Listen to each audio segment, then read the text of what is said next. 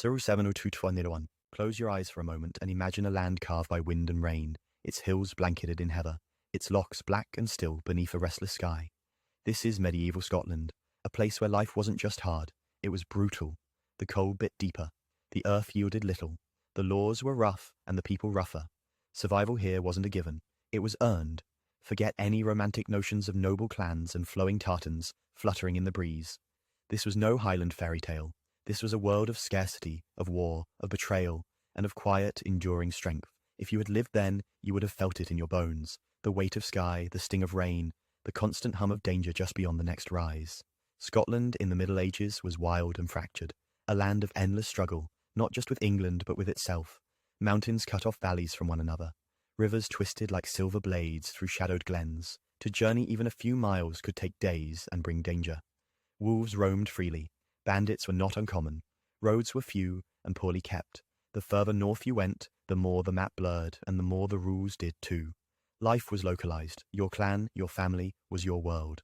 Loyalty to king or crown was abstract. Loyalty to your bloodline was immediate and non-negotiable. If someone hurt your kin, you answered. If someone stole your cattle, you retaliated. And retaliation didn't mean legal action. It meant fire. It meant steel. Even in villages that barely numbered more than a few dozen souls, people lived under constant pressure. Winters were long and punishing.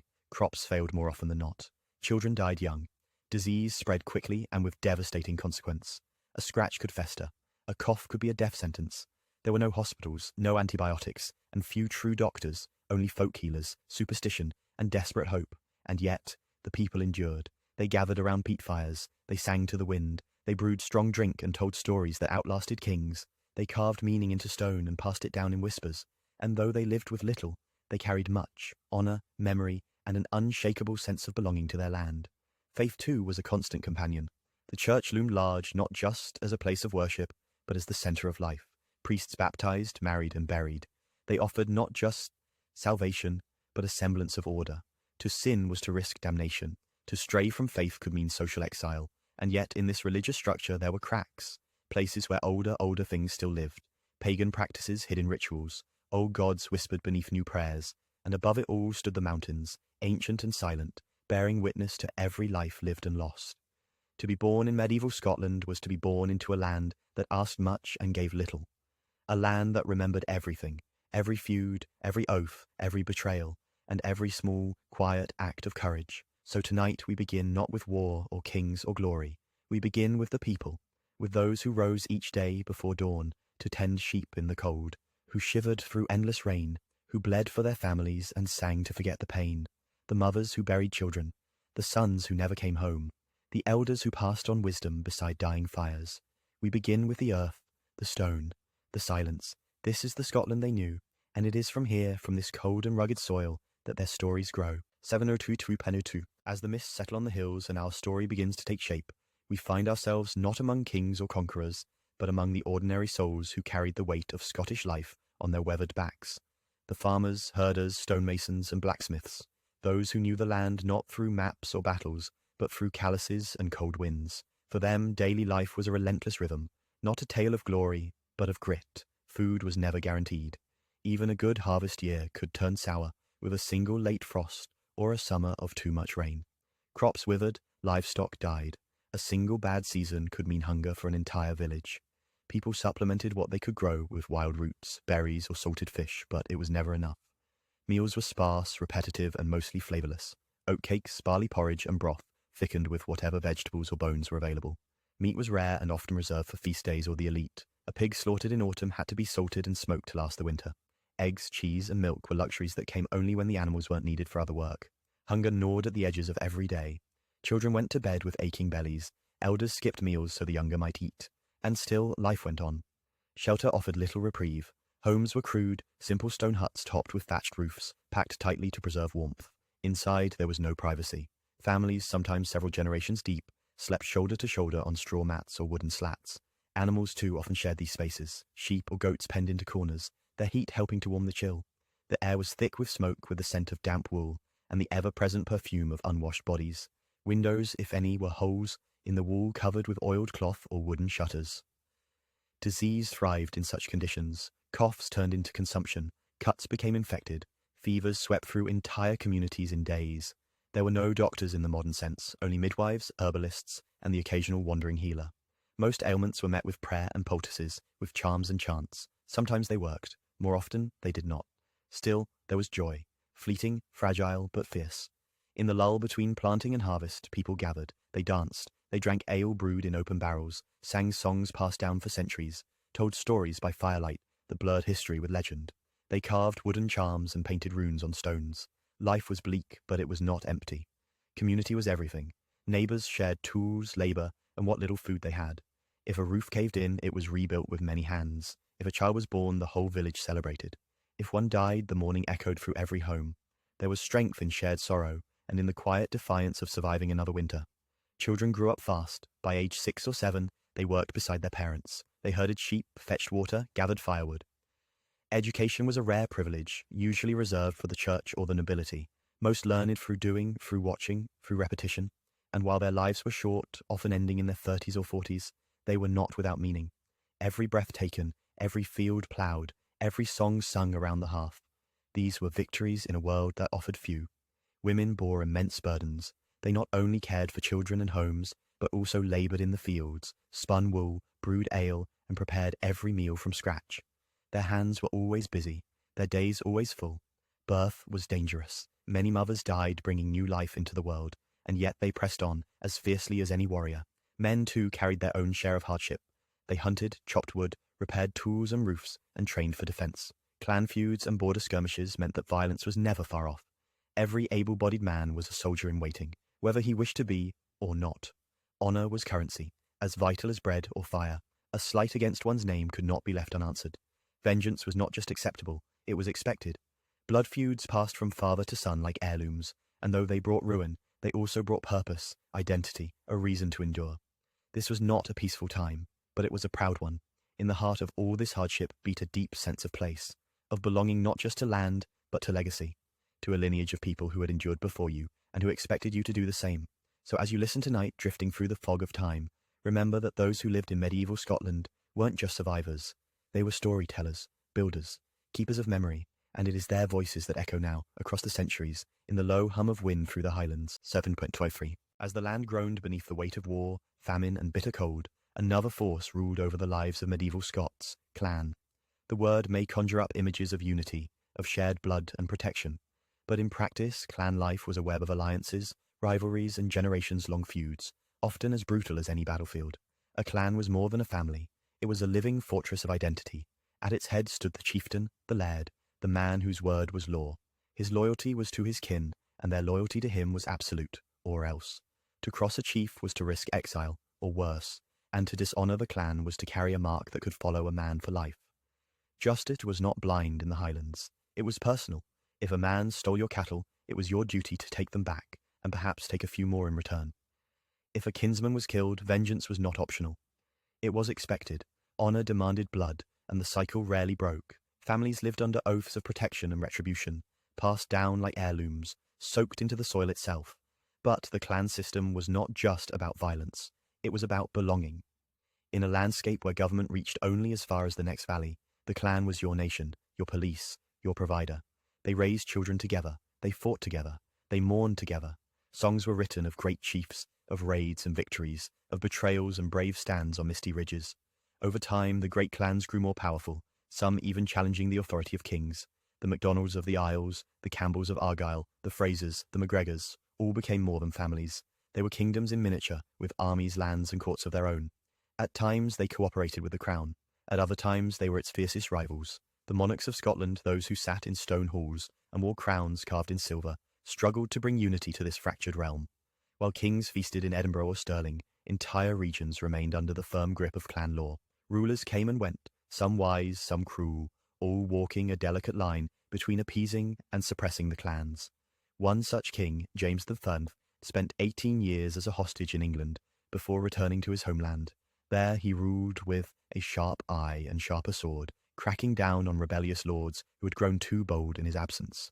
But the roots of disorder ran deep. The Stuart kings who followed him, James II, III, and Taiffe, each wrestled with insubordination from the nobility. Power plays, assassinations, and civil wars plagued their reigns. One king was killed by rebels, another by his own son. Even marriage became a political chessboard. In 1503, James IV wed Margaret Tudor, daughter of England's Henry VII, in an attempt to unite two old enemies. It was a move both hopeful and ominous, laying the groundwork for both union and future bloodshed. And through it all, the people suffered. The peasantry, bound by duty and taxes, felt little relief from either clan or crown. They worked the land for lairds who rarely gave back. They paid rent in grain, wool, and hard labour. When disputes broke out between nobles, it was the villages that burned, the fields that were trampled by horses, the food stores that vanished, and then came a shadow darker than politics or war. In 1350, the Black Death crept into Scotland, carried aboard ships like a silent curse. What began as rumours in the port towns became a terror that swept the countryside. Bodies piled faster than they could be buried. Fever, swelling, and death. Within days, entire families vanished. Even the greatest castles could not bar the plague. It killed lords and labourers alike. The chroniclers wrote of ghost towns, of cattle roaming free because none were left to herd them. The fields turned wild. The wind carried more than cold. It carried silence. In the wake of the devastation, a new dynasty began to rise. The Stuarts, born of a union between Walter Stewart and the daughter of Robert the Bruce. They claimed the throne in 1371 and would hold it for centuries, but their ascent brought little comfort to the people below. While the royal court glittered with tournaments and poems, the farmers toiled on as always, bent by burden, unseen by history. One king after another tried to impose order, but always the clans resisted. Each push for central authority met with pushback from the Highland lairds, who saw no reason to yield their autonomy. And behind every act of resistance was a memory, of betrayal, of famine, of freedom lost.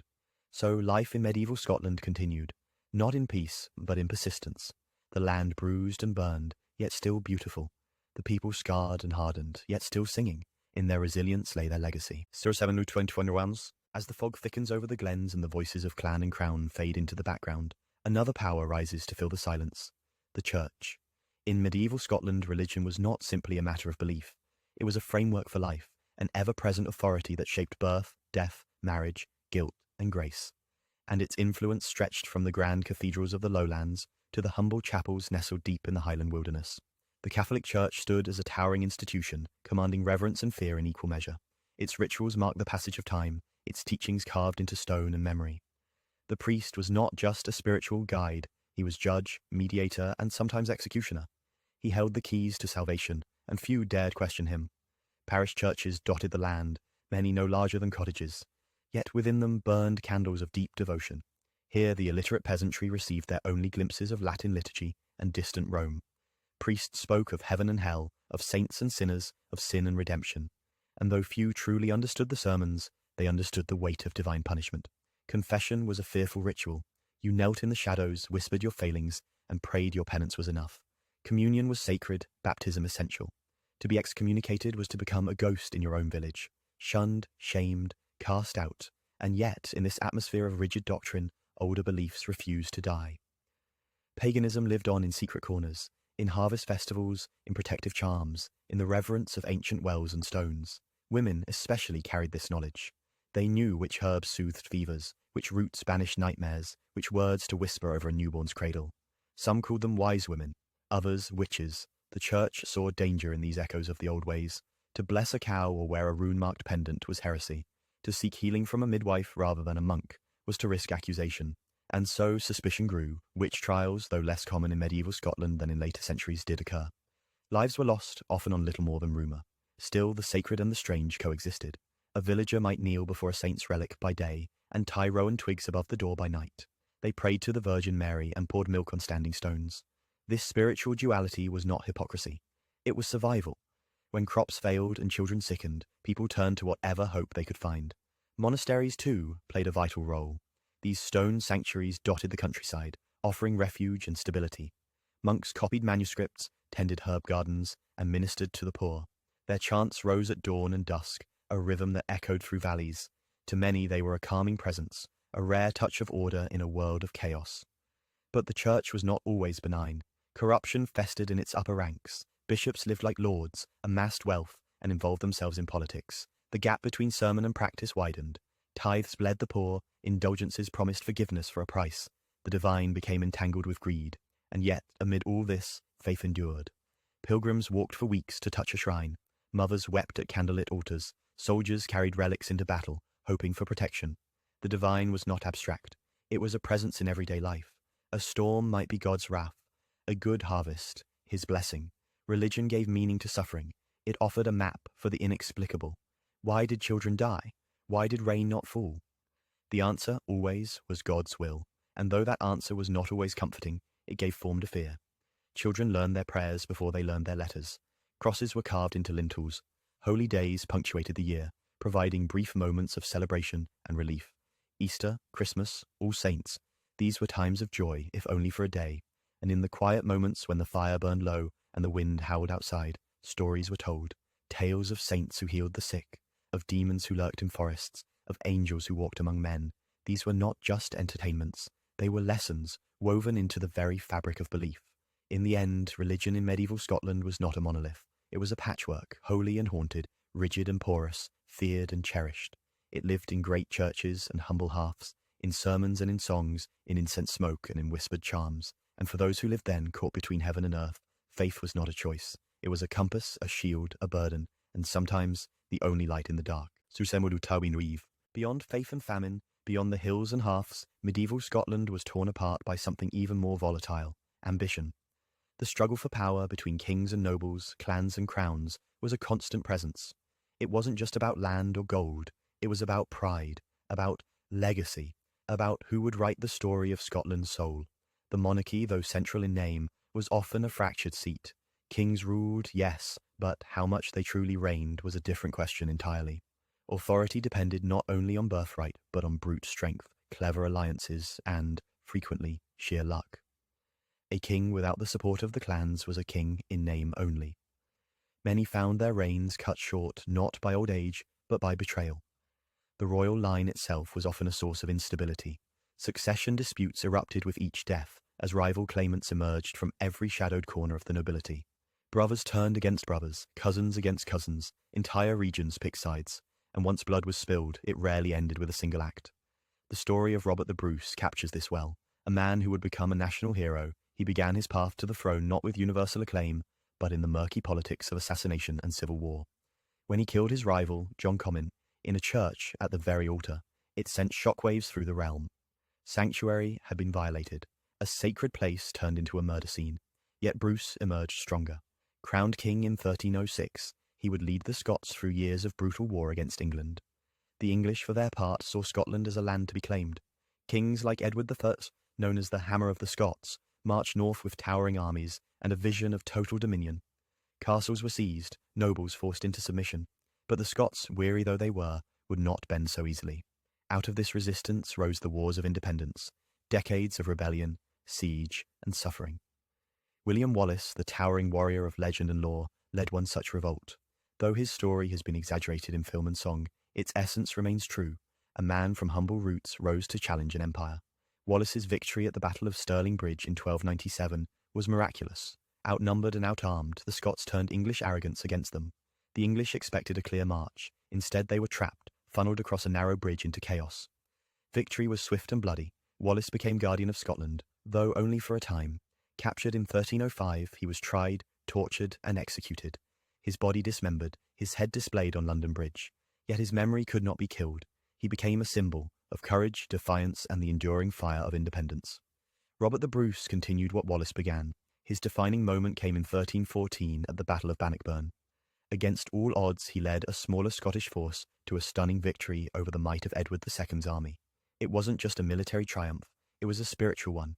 A nation rose from the mud and blood, declaring with each cry and clash of steel, "We will not be ruled." But even as Bruce secured the throne, peace remained elusive. The English threat lingered, and within Scotland, loyalties shifted like the wind. Old grudges flared, clans vied for favour and power. The king's rule stretched only so far as his army could march. And then came the Stuarts. Beginning with Robert II in 1371, the Stuart dynasty would hold Scotland's crown for over 300 years.